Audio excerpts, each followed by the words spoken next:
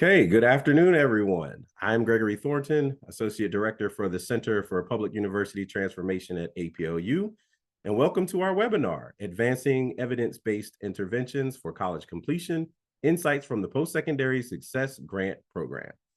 I'm excited to welcome you to the first event in our new USU webinar series. There we go. So this series will run throughout the year, bringing you relevant resources and information. Following today's webinar, we'll have our PSSG workshop in August, where we have plans also for at least 4 additional webinars throughout the end of June 2025. So we're looking forward to your participation in these upcoming events. So stay tuned for announcements on future topics and dates. And yeah, please join us for those. So today we're going to hear from 3 APLU and USU member institutions that have received funding from this game-changing PSSG program. Their experiences will provide valuable insights for those considering applying for future funding from the PSSG or similar initiatives. And we'll also explore the PSSG program structure, eligibility requirements, and APLU and USU's support initiatives. Before we dive in, let me take care of just a couple of, sorry.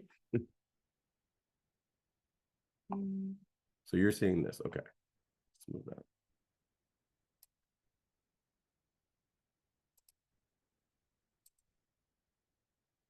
Just give me 1 second, bear with me, sorry about that.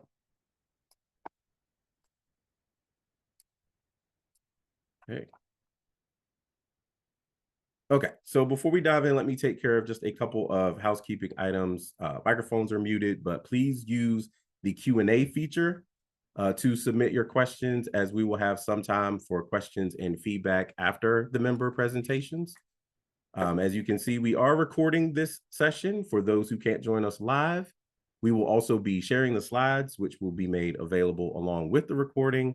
And I would like to thank Arnold Ventures for their support in making this webinar and our technical assistance work possible. So now I would like to introduce my APLU and USU colleagues. I am joined by Dr. Jennifer Coit, who is the Executive Director for the Coalition of Urban Serving Universities and the Vice President for Urban Initiatives at APLU, and John Elkin, who is the Director of Governmental Affairs at APLU.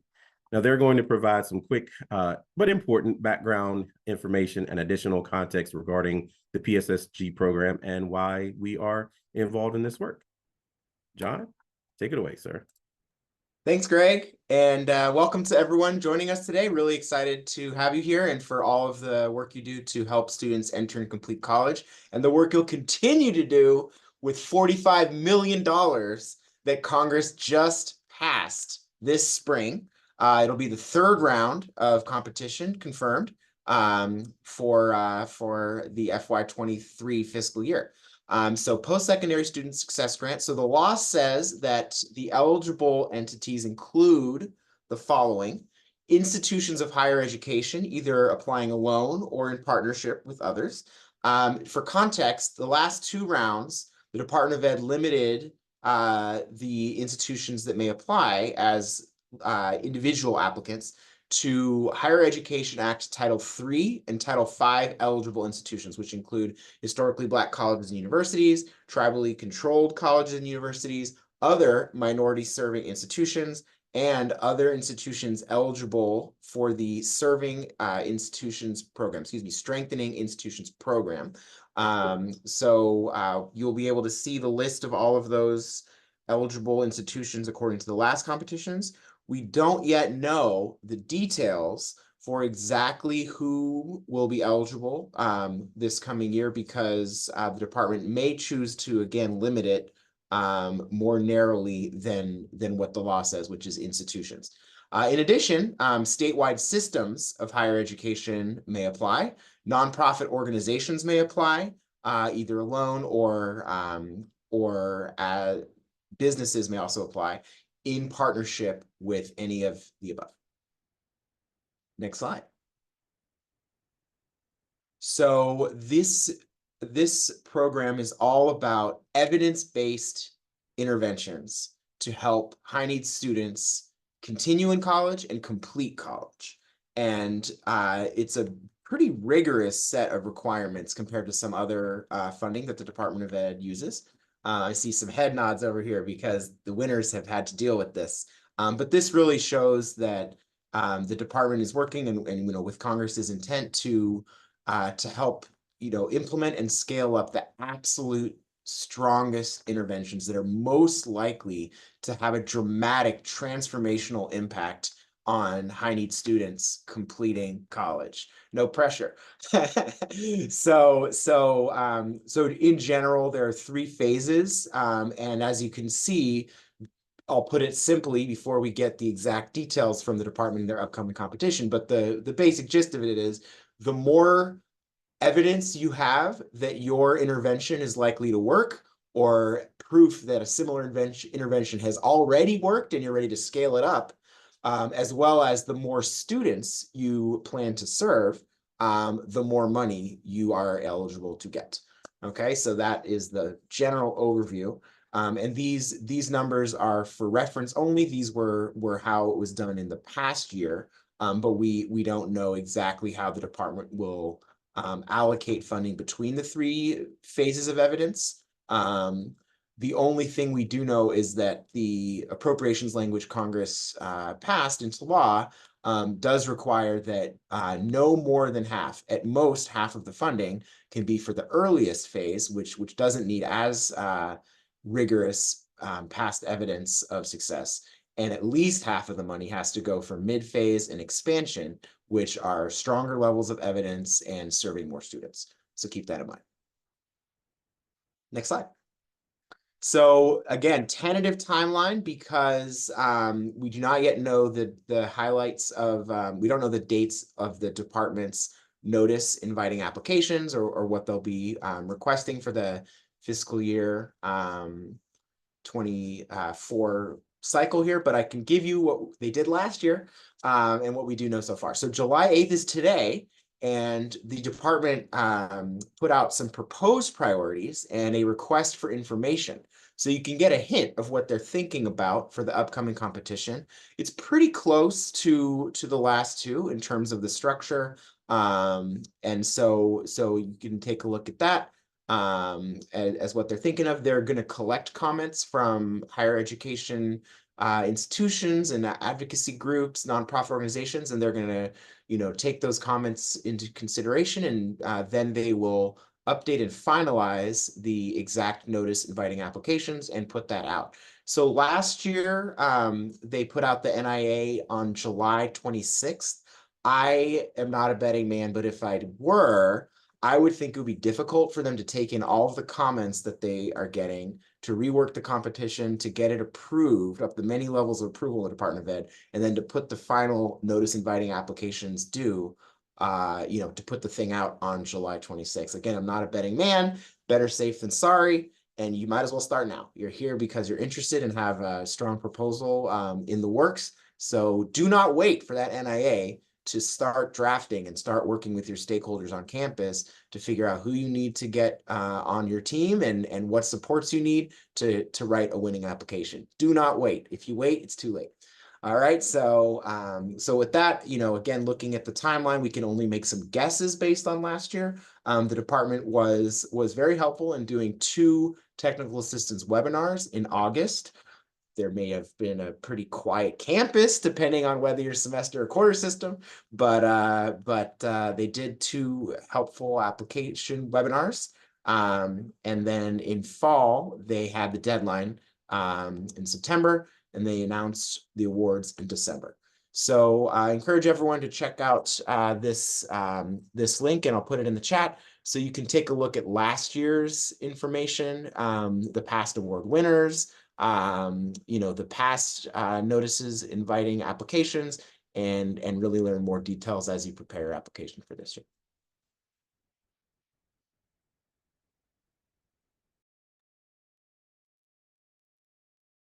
Everyone. Again, I'm Jennifer Coip. I'm the Vice President of Urban Initiatives at APLU and the Executive Director of the Coalition of Urban Serving Universities. And USU has several institutions, some here, that were recipients of this grant in the past. And I want to thank John for setting us up with all the juicy details, and to Greg for hosting this. I just want to quickly say that there's importance in this, not only as an opportunity for APLU and USU institutions to get this money. I mean, if there's $45 million around, we would love for it to go into your coffers to support student success, because that's obviously important. And it is drawing together, even at APLU, the Coalition of Urban Serving Universities, Government Affairs, the Center for Postsecondary University Transformation. So this is one of those kinds of opportunities that really is about scale and scope and collaboration, and that's exciting. But this also, you also have the power to continue to inform the Department of Education about offering this, because the truth of the matter is that your submissions actually help promote this kind of funding in the future. So this is, that first bullet point is not to be lost, in the sense that this is a lever that we can pull as a group and as individual institutions to let them know that there's interest in this, and that there's the response is what's going to drive future funding efforts. So I do want to say that USU and APLU take their role as an intermediary very seriously, and that's bi-directional, right? We're not just here to help hustle opportunities, but we're here also to inform the field and inform funders of what is needed and what we really care about. And this is a great opportunity to do that. We have, since this isn't the first rodeo, although I never know how many rodeos it takes to really get there, but we have a couple of resources from past winners. We have some other toolkits and resources that we circulated in the past for previous competitions. And so we're going to make all those available to you. And you have those to help you create the best kind of proposal possible. And the truth of the matter is that I'm going to quote that Wayne Gretzky, great Gretzky quote, where like, you take your shot, because you're going to miss, you miss 100% of the shots you don't take. So put together something. There's money to be had, and why not you? And then the other thing, as we advance to the next slide, I wanted to share that we have some other opportunities coming up. We have another workshop that we are currently planning in August, which is really going to be focused much more on the grant writing particulars. And we are currently booking with some folks to help come in who are expert and professional grant writers to help with those details. So if that's an intimidating thing to you, here we're talking about ideation, there we're talking about execution of grant writing. And so we're going to support you from multiple angles on this, as well as, like I said, have some other opportunities and resources and toolkits for you. So we're doing our best to be here for you so that you can take that shot and hopefully score a goal. Thanks a lot.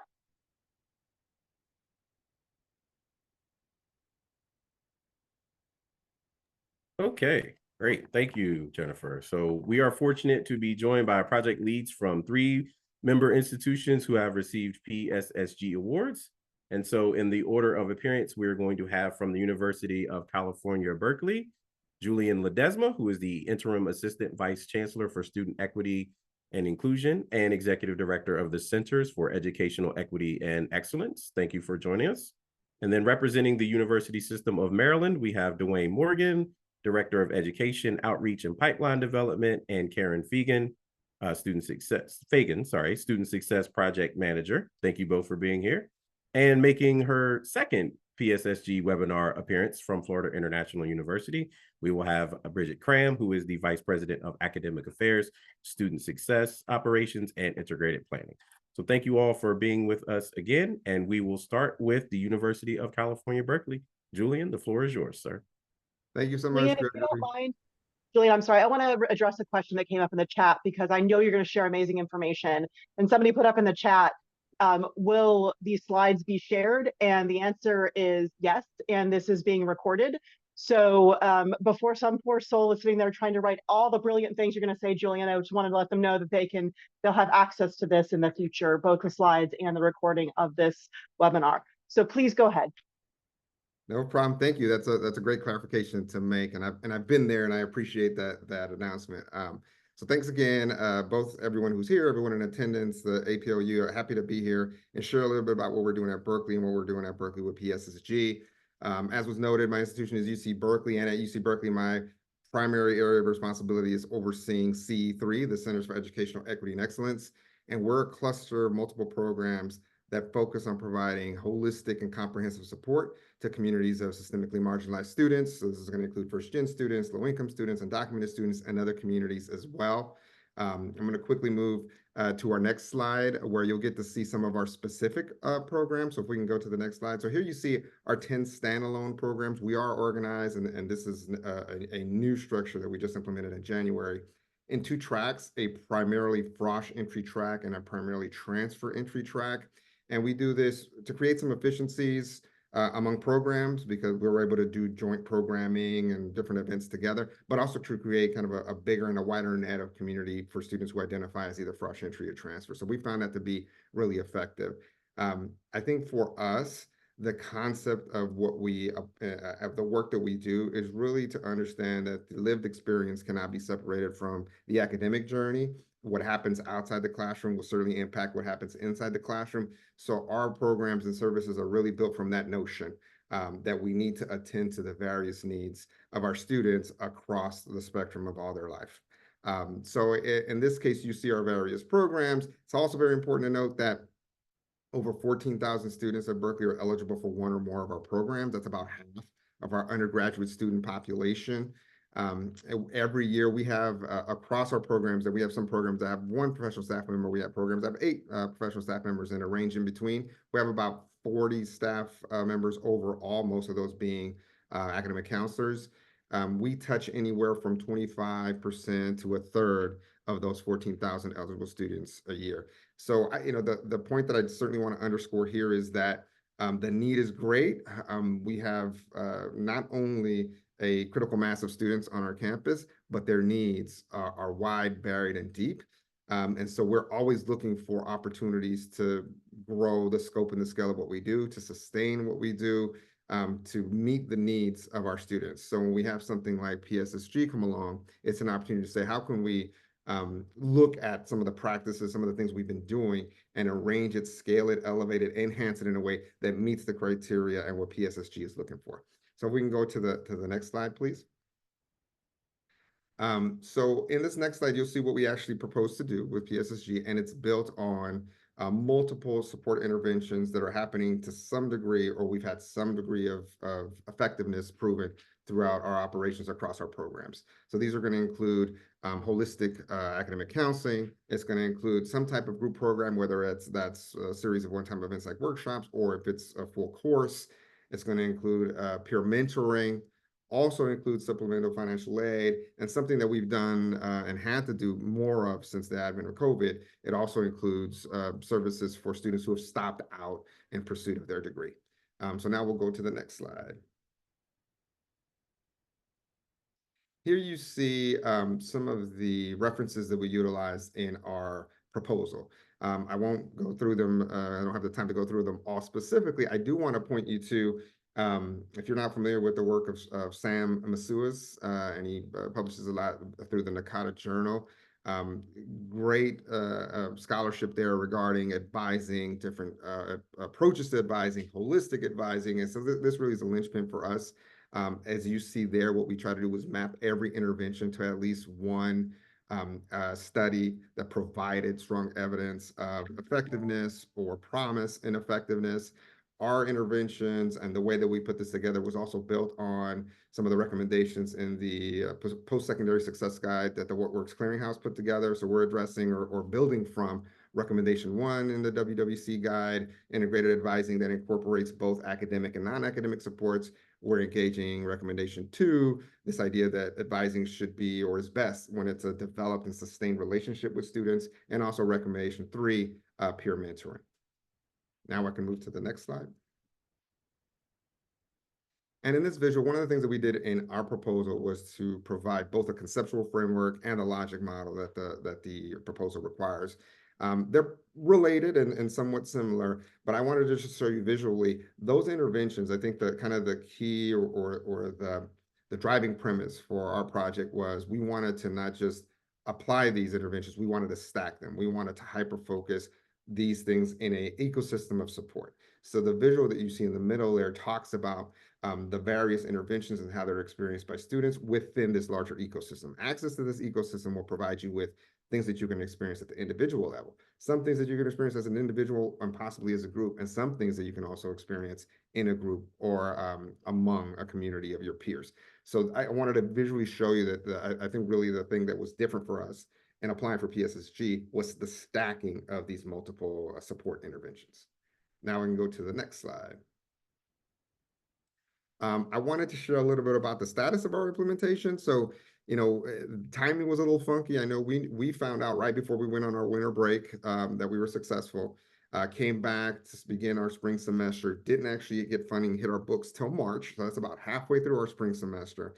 And so where we're at now is we have 2.5 of the 4.5 roles that were included in the proposal in place. We're actually in recruitment and should see the final 2 roles be recruited sometime in August. So we're set to be fully implemented by the start of the fall semester. For us, that does have implications. I'll talk about that in just a second. One of the things that we also found was understanding Berkeley's protocols and sensitivity around data. We knew we had to essentially do a lot of staging for the requirement for external evaluation. We thought we had someone in place that met our requirements for that, and they just backed out of a contract. So we're kind of back at square one with that. So that has been, we knew that was going to be a challenge, but it's been even a little bit more challenging than we initially anticipated to secure the external evaluator. In terms of reaching the first year target and annual goals, because we started in mid-semester, because we're in the middle of a summer now where we do have a good volume of student contact, but the nature of that contact is a little different in the summer. We're really counting on our high volume fall startup for a lot of our volume. And I think we can get there if everything goes well, but we're looking at 75–80%, I think, of compliance with those first year targets in this first year. And given the funky timeline of it, I think that will be an accomplishment in itself.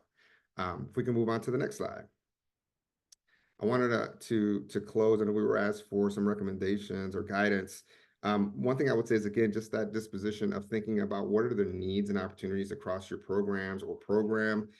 What can you enhance? What can you build, elevate, connect with another effective intervention? So it doesn't, you don't have to start from scratch. One of the things that we're learning is we have, as a four-year university, both a Frosh entry path and a transfer entry path. Our project focuses mostly on transfer students because they're a higher proportion of first-gen and low-income students on our campus. But if we had to do it over, we probably would solely focus on transfer students because now we are seeing some of that come up in evaluation where now we might have to do 2 different type of evaluations, one for Frosh and one for transfer. So if we had to do it over again, we would simplify and focus on transfer. I'll move to our next slide in the interest of time as well to wrap up. I'd love to offer, if I had an audience with the Department of Education, a couple of recommendations and asks as well. This grant opportunity relies so much on study and scholarship that we just felt we left a lot of good stuff out. So if we had a little bit more room to write, maybe 30 pages instead of the 25, I wonder what's going to be in the call this year. And the last thing is, we have other Department of Ed programs. We have multiple TRIO programs. We have a C-Campus grant. And so if we can see PSSG sustain in the spirit of TRIO, that would be amazing. If we could take the proof of concept in this round and then have an opportunity to sustain that. Certainly the student need is still there. So we would love, and that's why it's so important for us to work with folks that are here today to try to make that happen. So I know that was a lot, and I'm happy to take questions in the rest of this webinar. Thank you. Thank you, Julian. I'm just really appreciate this multifaceted approach. I think it really, when integrating multiple interventions is really a game changer to really provide like a comprehensive structure and a connected culture of care for the students. So thank you. We'll move over to our next presentation from the University System of Maryland team. Yes, good afternoon or good morning, depending on where you are. I'm Dwayne Morgan, Senior Director for Education Outreach and Pipeline Development at the University System of Maryland. I'm joined by my esteemed colleague, Dr. Karen Fagan at the University System of Maryland, who is the Director for our Maryland ABCs for Student Success work that is funded through the PSSG program. And I'll just mention that our ABCs in this case stands for advising, belonging, and coaching. So the University System of Maryland is a system. And so with that, we have 12 different institutions, universities, that include 3 regional higher education centers and more than 200,000 students, faculty, and staff dedicated to pursuing knowledge at our institutions. Within that, we have 3 HBCUs, historically Black colleges and universities. We have minority serving institutions. We have 1 institution that is entirely online. And then we have our regional higher education centers, which are located geographically across the state, where we don't have universities physically located. And so we have those centers as sort of the mediator for transferring all of this university knowledge that we cultivate throughout the state. Next slide, please. So one of the, we wanted to really focus today on our emphasis on student success at the system office because it leads much of the work that we're doing. Obviously, when you have 12 very, very different institutions, they all have different missions and different needs in terms of both the students and or the institutions. But with us at the system office, we take our messaging directly from our USM strategic plan, Vision 2030, which has 5 pillars. And this work is directly tied to those 5 pillars. Pillar 1, academic excellence. Pillar 2, research. Pillar 3, access, affordability, and achievement. Pillar 4, workforce and economic engagement. And then finally, that 5th pillar is diversity, equity, inclusion, which is sort of the binding factor for all of those other 4 pillars that are part of the strategic plan. When we took focus on the whole notion of student success, this work began with a pilot that we began at about 2017, 2018 with a grant from the APLU Foundation. They generously funded us to conduct a study that examined the experiences, the outcomes, and predictors of success for USM students who had graduated from Baltimore City schools. So we look at all of the Baltimore City graduates who are now enrolled at our US institutions.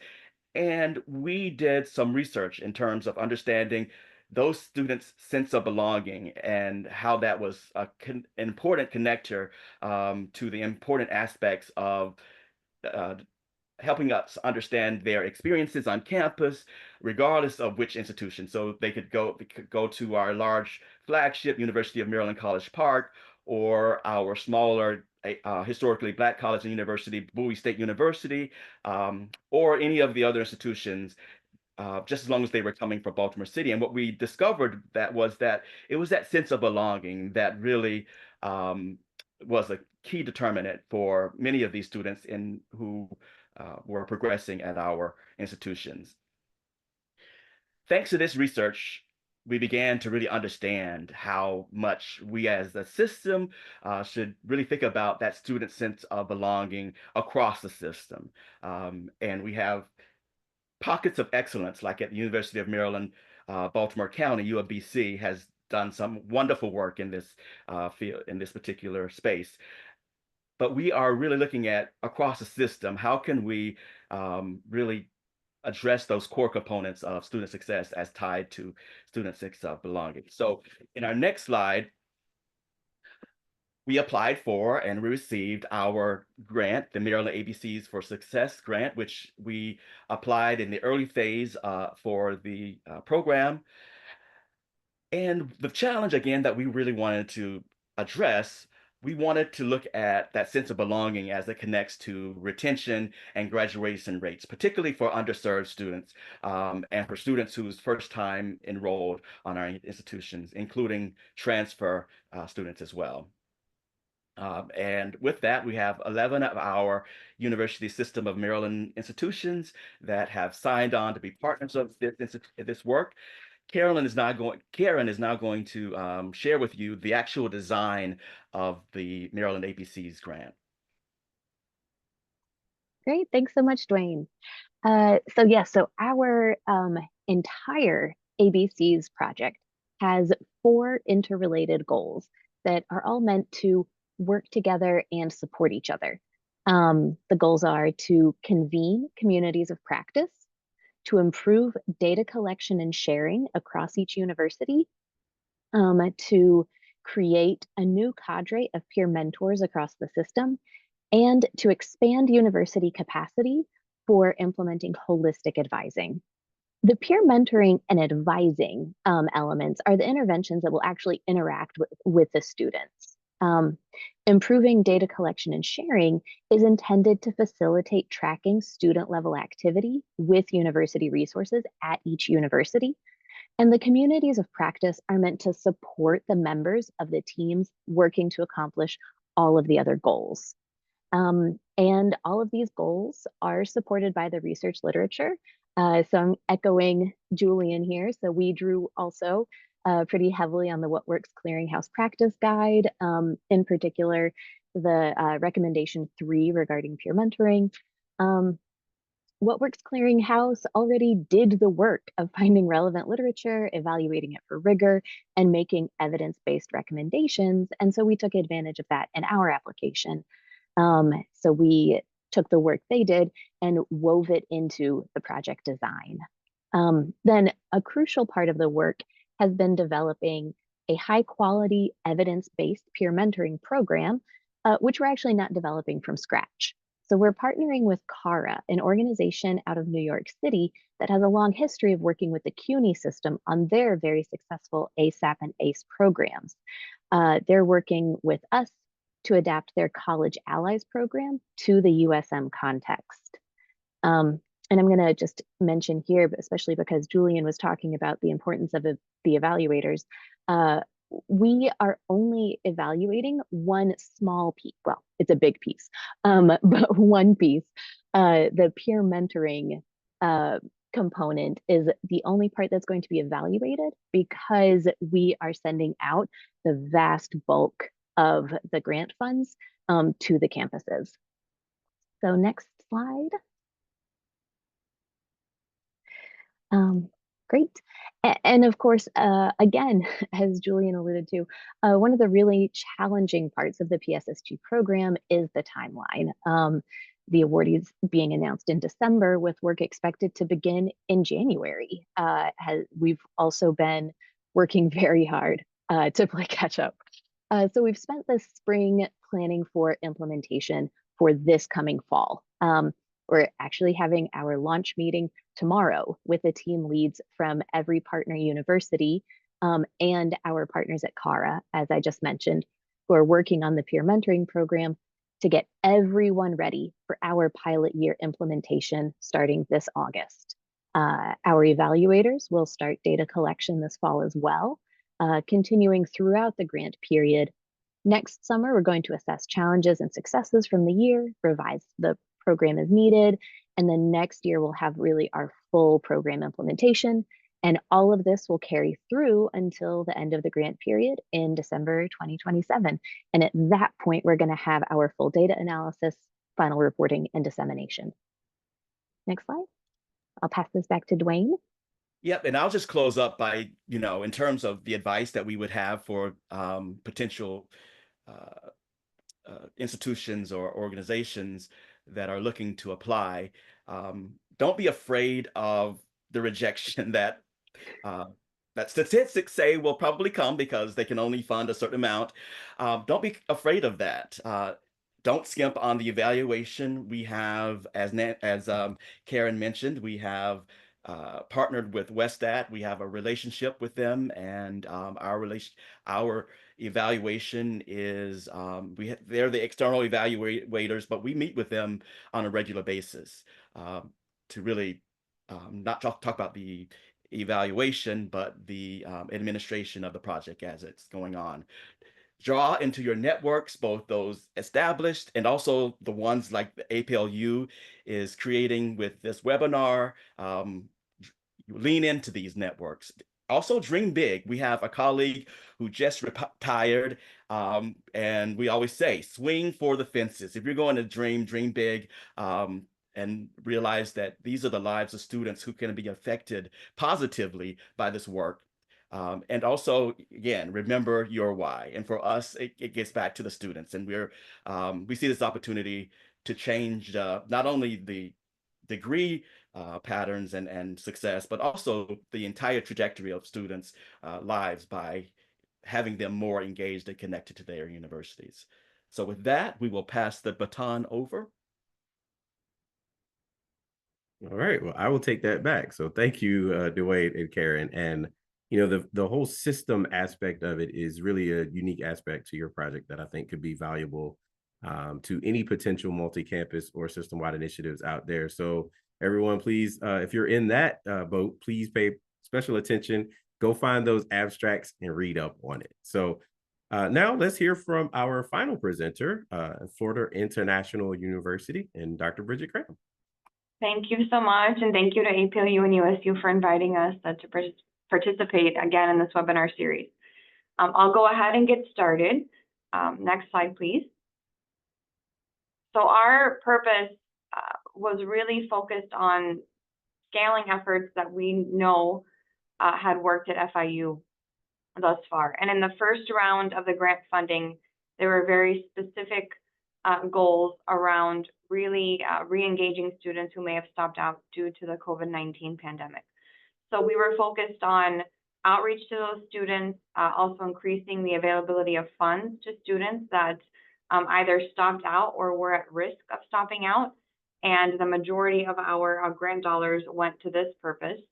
And then also introducing peer financial wellness coaching to our model to determine if that was just as effective as a full-time financial wellness coach. Next slide, please. So in terms of really the why of what we were doing, something that's really important, especially when you're thinking about sustainability, was, how can we iterate on what we already know works? And in that way, if it works, it'll help us serve even more students. So the way that we approached this was we combined the successful results that we had from our previous completion grant programs and the supportive resources that went along with that, and also introduced that new population of reaching out to students that stopped out. And in addition to this, we had a team of financial wellness coaches, but I'm sure as many of us have experienced, there has been a lot of turnover, advising, counseling, career services. So understanding if peer coaches would be as effective is really helpful in those periods when you may be looking to hire additional full-time staff. Next slide, please. So for us, again, as the previous presenters have shared, the evaluation component is really important.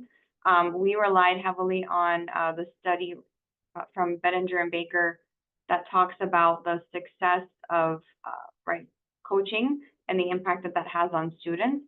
And in particular, we were interested in these research questions. So is there a difference between the graduation rates of students who receive or don't receive completion grants? Is there any within-group difference in graduation rates between students who receive or request the grant in different ways? So at FIU, we have students that receive grants through emergency aid applications where the student is reaching out and saying they're in need. Can you please help me? We also have a proactive way where students can apply for completion grants because they know that they're going to face challenges in their final semester. Or we also have a campaign where if students are on the cancellation list where they're at risk of being canceled for non-payment, that we reach out to them and ask them what difficulties they're having, and if they note that they're having financial, a financial crisis, that they're having difficulty for tuition, we can use the completion grant in that way. And then finally, we also wanted to see how we could encourage students to use the resources that we have, especially as they're getting close to graduation. So we were interested in seeing if there was a difference in the completion of specific career preparedness modules and financial literacy module access between students who received completion grants and those that did not. And finally, when we're looking at the peer coaching, we also wanted to see if there was a difference between students who met with a full-time coach or a peer coach. Next slide, please. So I will share, like our previous presenters, that the timing of the grant is a little bit tricky. So I would say that, if you apply and you know, that you are prepared to go when you get that funding notice in January. Hiring can take quite a few months. For us, you know, we've hired the key positions, we've done the training for peer coaches, but it did take about 4 to 5 months to get that situated. And then once we had everyone hired, and we were doing this in parallel, but you had to make sure that the folks were onboarded to do the training, to really develop those outreach plans, instructions, you know, for how to award the completion grants to this new student population, right? How to effectively collect that data was also really important. We also work to really ensure alignment across key success units. So when especially re-enrolling students, it's that coordination between, right, the student success outreach team, your enrollment team, your admissions team, and then of course financial aid and scholarships, who were key in making sure the students receive that funding.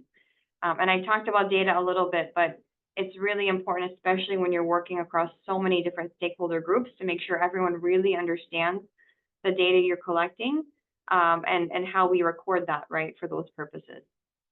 And we went ahead and started actually awarding those grants this past fall semester. So in terms of, and the next slide, please. And then one more. Okay, perfect. So briefly, just sort of what we've learned. I put here a reminder of the why. Again, this was mentioned before, but when you have that strong narrative for why you're doing something, why it matters, it's so much easier to get those colleagues on board to build that cross unit collaboration. And we've had really remarkable responses from students. Just that reminder of, even if they weren't ready to re-engage, that it meant a lot to them that somebody was reaching out and seeing what it might take for them to come back when they were ready. I'd also say iteration is critical, right? How can we use what we've improved, what we've learned to improve processes across the university? A good example of this is, you know, making sure we have an orientation process in place for students that re-enroll.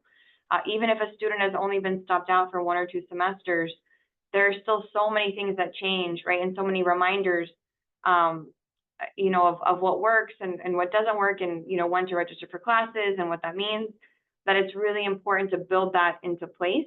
And we've taken that and also applied that to re-envisioning some of the transfer orientation processes that we're currently developing. And then, of course, working really closely with the technical assistance teams and the evaluator is critical. They've been really helpful in walking us through, you know, the data that might most be helpful, how to best randomize, how to make the randomization process easier, because that can be quite time intensive. So definitely leverage those resources. You know, if you're successful in getting the grant, it's a really great resource to use. And then finally, I'll sort of end with kind of what I call food for thought on the next slide. And it's really just focusing on, and again, I go back to sustainability because it's so important. Focusing on a project where you have the infrastructure, you know that it works, but it's a really great opportunity to try something new that you think might work, right? I call that kind of proof of concept. You know, getting that funding to try that proof of concept out is really important. And then when the grant ends, you have that infrastructure to rely on to make sure that you're not, you know, having to sunset any programs.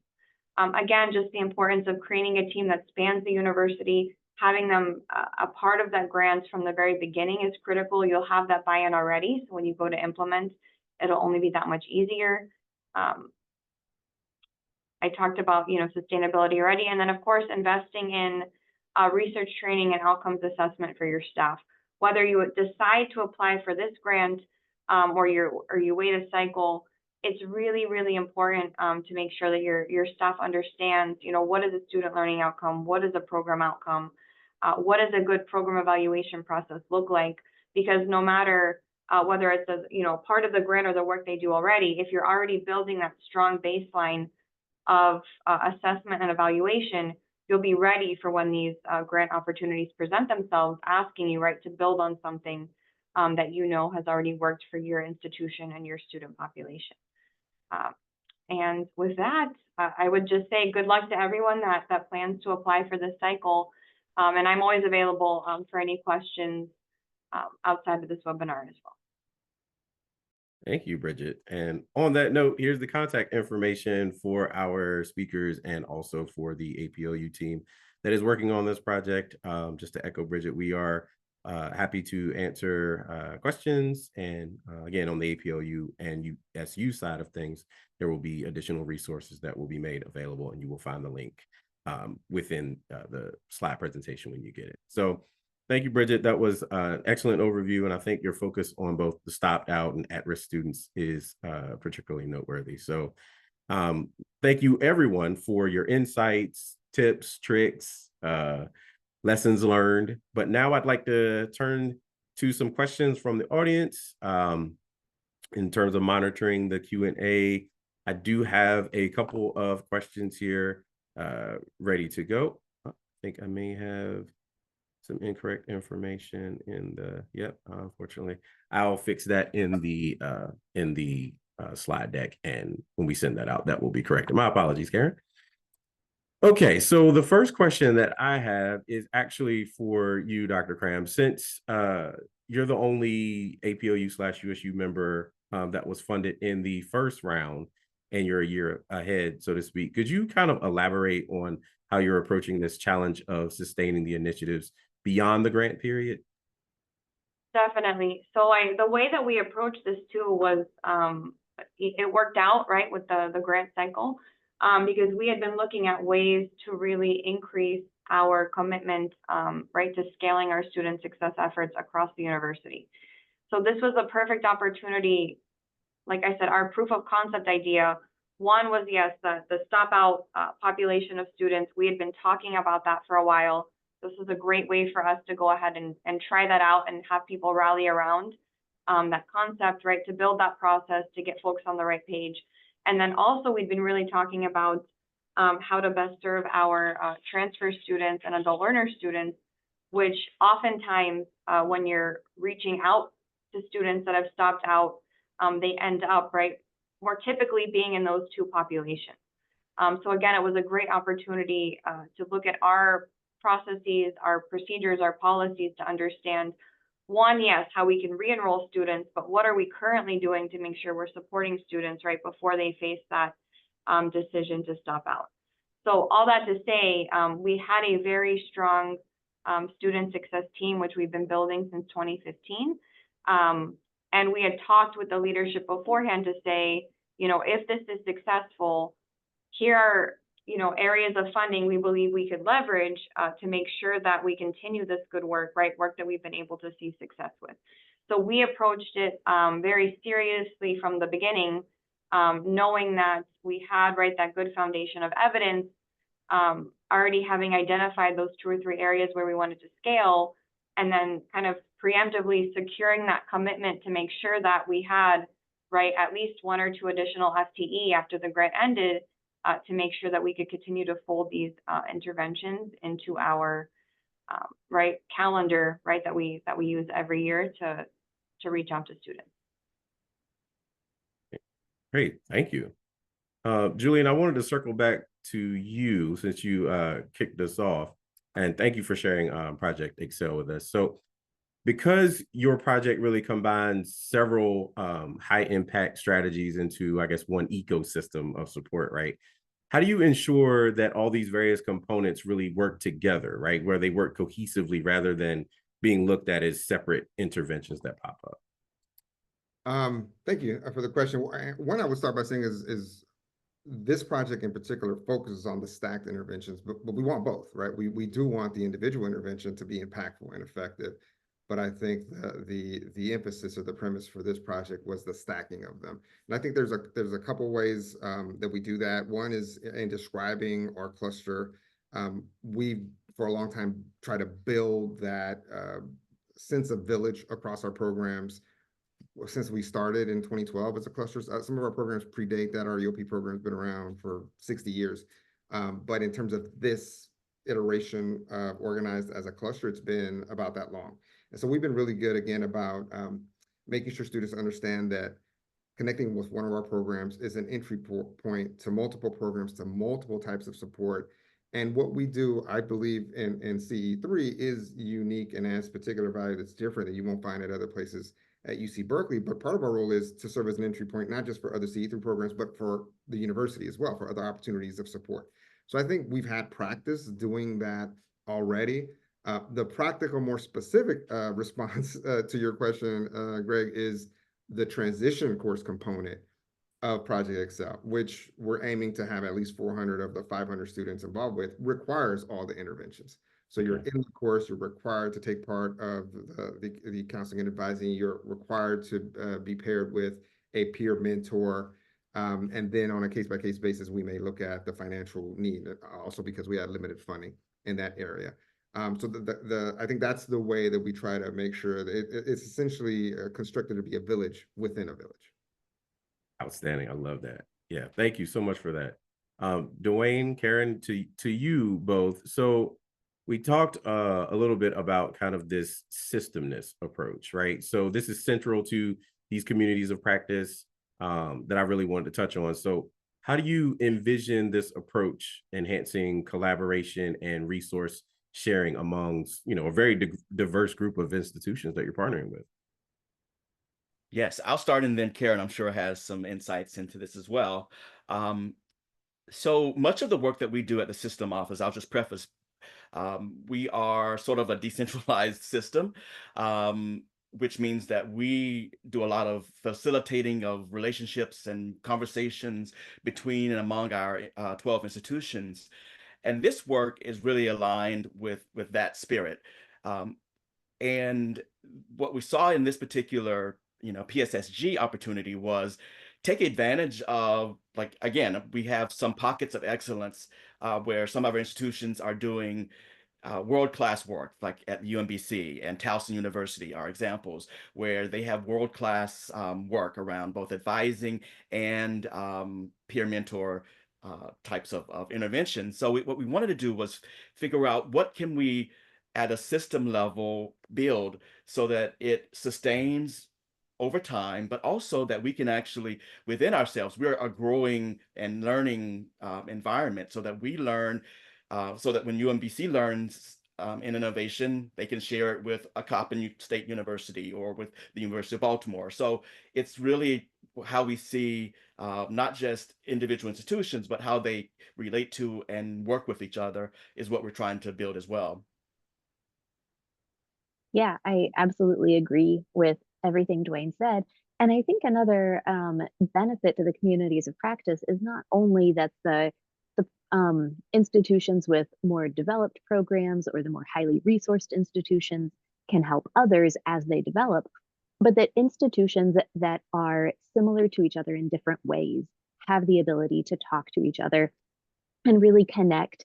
And it's not only the administrators, it's not only high level university leadership, but also the advisors at the different institutions across the state, the peer mentor supervisors across the state who might otherwise not have the opportunity to interact with each other and learn from each other and learn together, especially the ones that are just getting their programs off the ground, that they've got partners in learning, not just in instruction or support and development.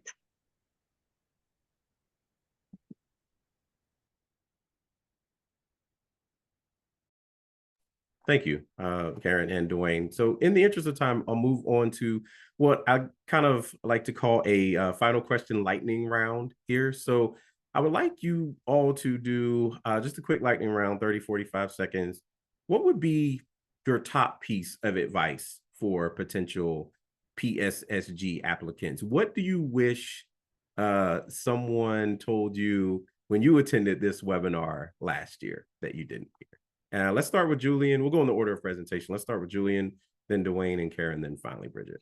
I mean, I would add something that I was in part of my slides I didn't get a chance to focus on, is there's huge value to this process, even if you don't get funded, right? That the outcome, what you produce, not only could be your template for a future philanthropic gift or some other type of funding from other type of source, but it also can inform a future strategic plan in terms of these are the ways we want to scale or get better. So I think if you're trying to find buy-in or motivation, Yes, dream big, but also know that there's value to completing the process, even in the cases where you don't get funded.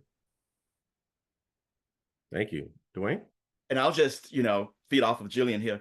I think that part of the work is being engaged with a community that might be outside of your own organization. Because today's a great example. I wrote down 3 of Julian's, sources there when his the research. I mean, this is what happens when you become engaged and connected to a community. You're able to actually not only share what you are doing and the innovative work that you're doing, but also you're continually learning the best examples and exploring new ways of actually reaching more students. Thank you, Dwayne. Karen? I would also say this is more nuts and bolts kind of perspective on the evaluation, or on the application. Start with the evaluation in mind.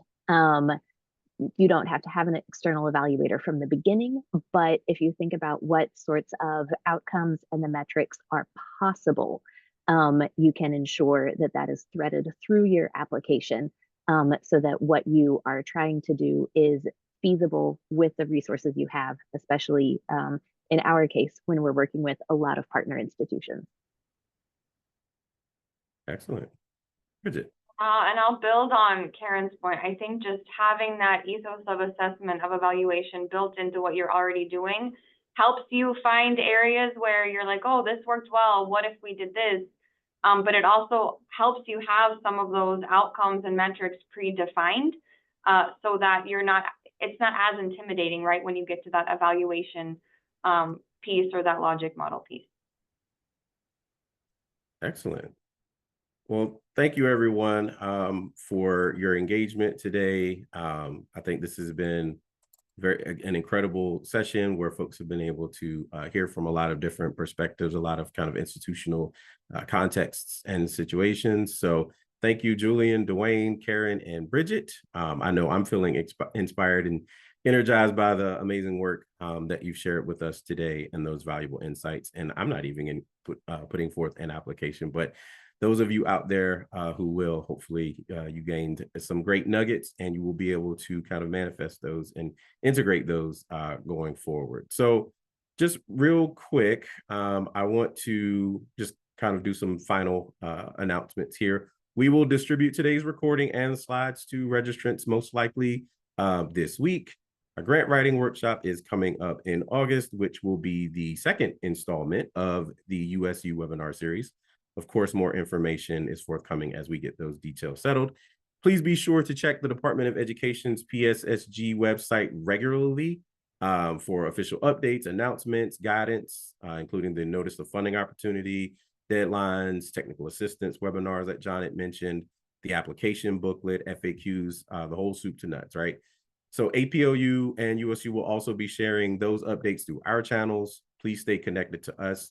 Please also utilize our archive of recordings and slides from previous workshops, our evidence-based student success guide, and logic model worksheets to help you refine your proposals. And we're here to support you through this process. So please don't hesitate to reach out if you need any assistance from us. And thank you again for your attendance, for your engagement, and your dedication to student success.